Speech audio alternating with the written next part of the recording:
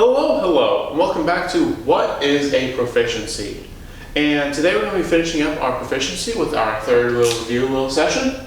And so, as always, this is Scanning for Intelligence, and I'm your host, Mr. John Hopkins. Let's dive right on in. Today in the review, we're going to be talking about membrane proteins, the insertion of membrane proteins and the transport of other proteins, endocytosis, cell signaling, DNA repair, the nuclear pore complex, NPC, and filaments and tubules, as well as the sarcomere. So let's just get right on in. So there's a lot of different membrane proteins. So as you know, the cell is surrounded by a plasma membrane, and every organelle is surrounded by a membrane. So these made up of lipiboids and proteins. So inserted into these lipiboids, you have proteins, and these guys have different little functions. And there are actually 4 different types of them. Number 1, 2, and 3 being being single pass transmembrane proteins, and then there's number 4, which is a multi-pass. So what do I mean by a single pass versus multi-pass? Essentially, you can go through the membrane either once, or you can go through the membrane multiple times with your, just kind of go down and up, down and up. So a lot of the ones that I actually talk about and learn about in these sorts of situations are type 4, specifically GPCRs, but there are other ones as well that are just single pass. And so we have uniport, symport, and antiport porters for membranes as well. So if you want to say get calcium into the lumen of some organelle, you can use a uniport that will take a single molecule and go a single way. Then you have symports, and these guys will take 2 molecules and take them in the same direction. So one of these symports can usually use the concentration gradient as the source of energy to move one molecule inside while it's taking something else outside of the concentration gradient, so you have coupled energy. Then you have an antiport that does the experience the exact opposite. You move out a single molecule while moving a different one in, and usually the difference in gradients can move one up against the gradients and one with the gradient. So you have energy coupling. So one specific type of the type 4 membrane proteins is GPCRs, G protein coupled receptors. So what does that mean? It is a protein that is marked with a G protein at the cytosolic end. So you usually have a G alpha, a G beta, and a G gamma. And so what typically happens with these, with this is that the GPCR, this receptor, will usually bind to a small molecule of some kind, maybe even a small peptide, and then it will signal on and activate the G protein. So when they have GPCRs, is that they have 7 alpha helices that span the membrane, and it can bind to 3 different types of molecules. And so just real quick, we have 3 different types that I can do. You have a basal activity. So essentially, you have this basic level that GPCRs are always active, just slightly. And then when you add an agonist, it will increase its activity. And then when you add an inverse agonist, it decreases activity. But when you add on an antagonist, it does nothing. It just essentially holds this little molecule there, and and doesn't change at all the conformation in any way, such that it's always kind of just consistently active. But that means that the agonist and inverse agonist cannot bind. So different functions and different needs. So when you have a GPCR, you have a G protein added on. And one of the typical ones, stereotypical ones, is RAS. And RAS is a GTPase, a G protein, and it will it binds GDP and GTP. That's what essentially GTPase does, G protein. And so when it's bound to GDP, it's inactive, and then you use a guanine exchange factor.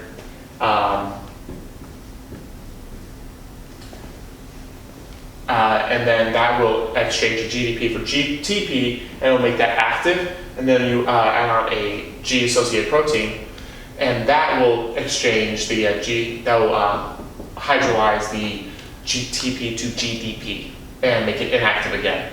And so usually what happens is that GPCR essentially acts as this GEF and will make it active. And so you have usually two different guys that are bound to GPCR. You have the G alpha and the G beta gamma.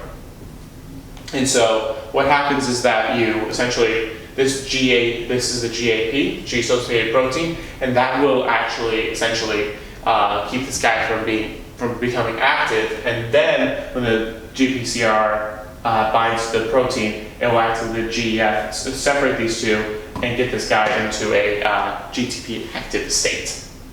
So these guys unbind and fall off. Now, what happens further down with this signaling pathway? Most signaling pathways follow a very simple structure. You have a molecule bind to a GPCR, and the GPCR will make that G protein do something.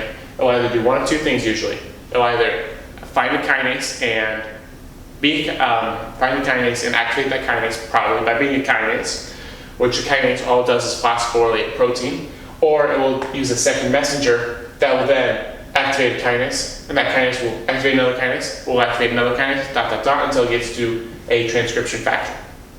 So that's what the functions of membrane proteins are. But then how do you get a protein into the membrane or into the outside of the lumen? So first of all, usually proteins that are membrane bound or organelle bound have a zip code, which is a signal sequence, which is about 16 to 30 amino acids. If you have a protein that is bound to a membrane, it will have a 6 to 12 hydrophobic region in that SRP, that signal sequence that will allow it to bind.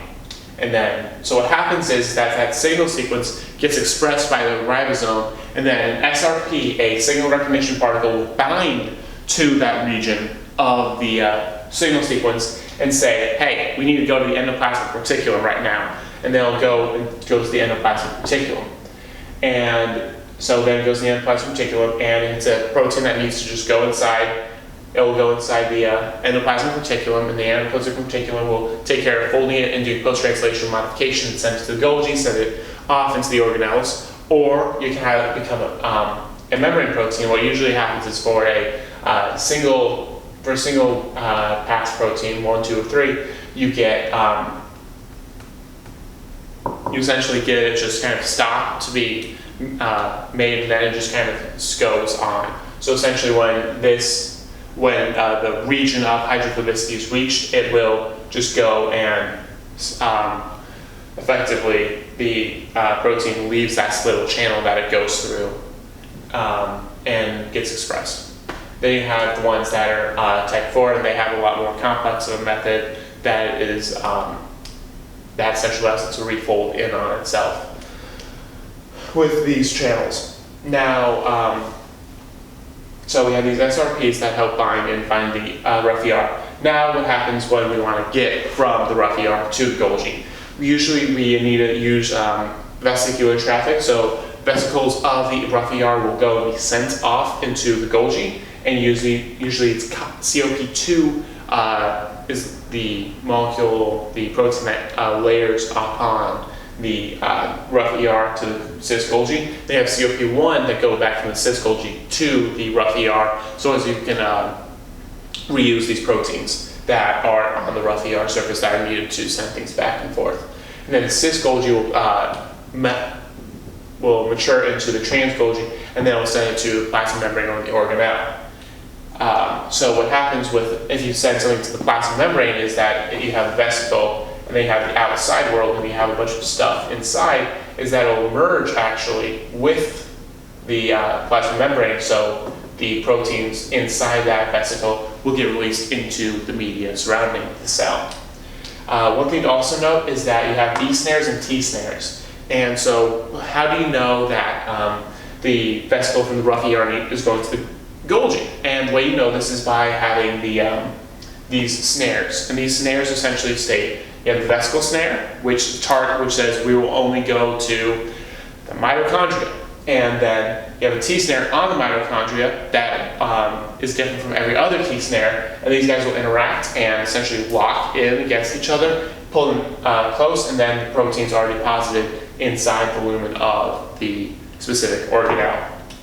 So these B snares and T snares are necessary. Now when we have endocytosis, we essentially we have other proteins that can be like type 4, type 1, 2, 3, that will bind to cargo. One typical cargo is LDL, low density lipoprotein, which is where we get our cholesterol from. And then that receptor will express a motif on the inside of the cell, and that will have AP2, a protein, an adaptive protein, as well as clathrin, come on in and bind to that. Then the clathrin will help pinch off part of the vesicle, so they have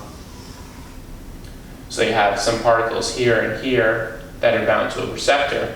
Then you get some clathrin coat, and so what happens is that it will endocytose such that this guy now becomes inside of this inside. So you essentially make this with that, and you continue until you can make a vesicle in itself. That's what the clathrin helps do. And then what happens is that you pinch it off, the clathrin will leave the coat, the vesicle, and then it'll go to the earlier late endosome, and then you can digest those materials and make them into spare parts and do whatever you need to do with them. So now we're going to go into something completely different. The NPC, the nuclear pore complex. So the NPC is the nuclear pore complex, not non-playable characters. So these guys are essentially how we get things inside and outside of the nucleus. And essentially they kind of look like this. You've got essentially a donut, and then you've got an inner donut, and you have a small donut on top and a basket that goes into the cytosol. And so this guy is quite large, but it's only large enough to allow things freely to pass at around 45 kilodaltons. And it will only let things out that are fully matured, because RNA needs to mature before it should leave. Otherwise, bad things can happen. You can get destructive proteins, or you can make proteins that shouldn't even exist. You need to make sure you got the splicing all good and all correct. So the RNA will leave. So the RNA leaves in this RNP, ribonuclear protein complex. And usually what happens is that to get it through this pore complex, you either need nuclear exchange factor 1 or TAP, and they will attach the RNP when the RNA is fully processed. And then it will bind to the NPC, it will go and allow transport, so it will go through that guy, and then the TAPID or NXF will return back through this pore after it goes into the cytosol. So it's recycled, so the process can continue. Now, going something a little bit different as well, DNA repair. Typically, one thing to remember is that in the cell, when we make DNA, DNA can be misread, mismade. One common one is that you have a TG pair that can be made, and usually a protein will come around and scan for any bulges in the DNA structure, and if it finds that, it will excise the T and add in a C, because that is a very common mistake to be made. But additionally, we also have a different thing, homologous DNA repair, which is found in eukaryotes. Non-homologous is where you just kind of ligate the ends together, which not very good. So anyways, we have usually a broken strand and a homologous strand that is nearby. And what happens is that you have the broken strand invade the non-broken strand, and we have DNA polymerases come on in and make the rest of the strand, and will ligate these guys back together, and so we have the same exact DNA sequence as we originally had in case of any problems. So now, completely different tubules, the cytoskeleton. So we have 3 different types. We have filaments, intermediate filaments, and microtubules. So what filaments do, these are they're microfilaments. They're made up of actin. Actin is very well known for its treadmilling. So essentially, it will add a lot of proteins to the end, but as it keeps going forward, the proteins at the filament at the end kind of loses the proteins, so it kind of gets this long chain that loses at the end consistently. It's a well-known fact of treadmilling. So the main job of this is to organize the plasma membrane and make some microvilli. Microvilli are projections of these plasma membrane that increase the surface area for receptor intake and such. Then you have myosin, and also myosin is a protein that strongly interacts with this guy and can help move cargo alongside it, as well as it's interested in the sarcomere. So this is what it can look like. It can be a little bit twisted and curved with itself, and as well it can have branches, and that those branches are made by ARP2 and 3. If you want to nucleate the growth of one of these actin filaments, you need FH2. And also, if you want to keep the actin the same length, instead of having treadmilling and keeping adding them consistently or removing them consistently as well, you have capping proteins, tryptomycin and CAP-Z, which will come up in a little bit as well. Now we have intermediate filaments. These guys are like the odd child. We don't really care about them that much, unfortunately.